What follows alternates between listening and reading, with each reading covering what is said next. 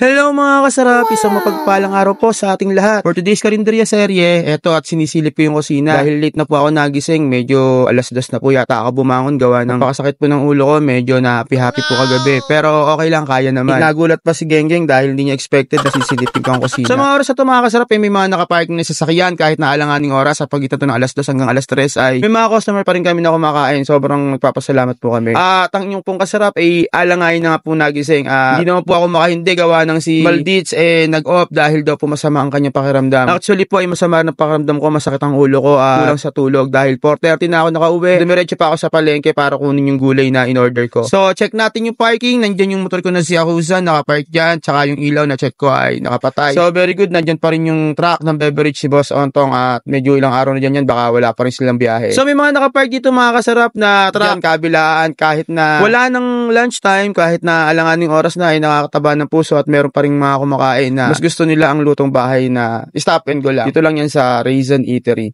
So mga kasarap, ayan po, kung makikita nyo, may customer pa rin po kami na kumakain at makikita po na, oops! Sino ba yan? Pakipollow and share naman po ang Eds Hernandez kasarap. Kung makikita nyo po ang ulam namin sa istante, may bago kaming menu. Ayan, ang bago na aming menu, ang itlog na pula. Masarap yan at hindi masyadong maalat. So mga kasarap, mga oras na to ay pahapon na at ako po ang nagbantay dahil wala si Esan, gawa ng may dalang jacket, dalawang jacket. Alam ko na mukhang mag-joyride. At si Maldits naman ay wala din at nagpapahinga. Hindi ko alam kung babalik siya ngayong hapon o mamayang gabi, kaya ako muna ang nagbabantay. Ang kasama ko na nagbabantay ay si Miranova, si Marian, at saka si Genggeng, at saka si Nene. So kami muna. So, medyo masama nga ang pakiramdam ko, kaya ako ibumili ng gamot. No choice naman na iutos ko pa dahil wala akong tauhan na sanay mag-drive ng Mio, maliban kay Esan. Kaya kahit masama ang pakiramdam ko, ako pa rin nang bumili ng gamot. Parang nasa Saudi lang ako, no? Ako ang bibili ng gamot ko. And then nag-crave ako sa lugaw. Tintry natin yung lugaw dito sa lugaw ni Kevin. Bali, may overload daw to, tsaka Anli. Then kasama ko dito si Miranova, sabi ko itry namin para pagpawisan ako gawa ng medyo masama pakiramdam ko hangina at medyo giniginawa ko. So masarap daw dito yung lugaw. Actually nung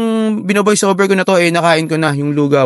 Masarap at saka maraming sahog. Sulit siya. And then may free na soft drinks. Tubig nga lang kinuha ko na free kasi alam mo na medyo ingat-ingat nga tayo sa soft drinks. So itong lugaw ni Kevin ay malapit lang to sa Raisin Eatery. Bali ilang kembot lang yan ay Raisin Eatery. Kung makikita nyo dito ay konti lang ang layo namin. Dito kami sa may kabilang side. Ayun, yan ang Raisin Eatery mga kasarap kung makikita nyo. Nandiyan lang ang Raisin Eatery at sila ay sa kabilang side. Kung ayaw nyo ng lutong bahay na ulam, mas gusto nyo na lugaw, try nyo sa Kevin. Kung gusto nyo naman ng lutong bahay at mas bet nyo kumain ng ulam, dito kayo sa Raisin Eatery. So ganun lang yan mga kasarap. Give and take, kumbaga parang healthy competition, di ba? So mga kasarap, hapon na ng mga oras na to, nakakain ako ng lugaw at masarap naman. And then magbabantay ako, dumating na rin si Esan at sabi niya siya raw muna magbabantay. Sabi ko, tapusin ko lang ako itong ginagawa ko. And then check nyo mga kasarap, ayan, kung makikita nyo, unang hapon na may customer na kami. Bali, sobrang galing ko ngayon gumawa ng video. Hindi ko na-tsempuhan yung lunch break tsaka yung dinner. Kasi nga, lagi ako nasa loob at nagpapahinga. Medyo masama rin ang pakiramdam ko pero pinilit ko pa rin na gampanan yung trabaho ko dahil nga wala si Maldits. So mga kasarap, ang nandiyan ngayon ay si Esan tsaka yung GF niya na si Eka. Saka syempre ako, and then kasama ko dito sa harapan si Miranova tsaka si Genggeng. Gawa nga nung magang nag-out si Nene. Si Mari naman ay nagpaalam. So mga kasarap, available pa rin po dito sa Raisin Eatery ang Sako product. Ang Sako product from Cavite. Ang hopyang baboy, hopyang munggo, at hopyang ube. And then cookies and toasted bread. Tingnan natin sa labas, nandiyan na yung motor ko na si Yakuza tsaka yung motor ni Esan. So dalawin nandiyan, ibig sabihin nandiyan na rin si Raisin. So ayan, bukas na yung ilaw, pinabuksan ko dahil madilim na para makita na yung parking. Wala ngayon si Marian dahil nagpaalam siya at pinagpaalam sa akin ng boyfriend niya na si Kenneth na dito magdi-dinner sa kanila kasama nung tito niya. So pinayagan ko naman. At si Neni naman ay nagpaalam din na lulubas sila ng Pampanga, dadalawin yung tatay niya. And then ang iwanan dito ay ako, si Miranova tsaka si Genggeng. Pero nandiyan na rin ngayon si Esan tsaka yung GF niya si Eka. So ilang mga kasarap, maraming pong salamat. At lagi po natin tatandaan na lahat pwede pero hindi lahat dapat. Bye-bye!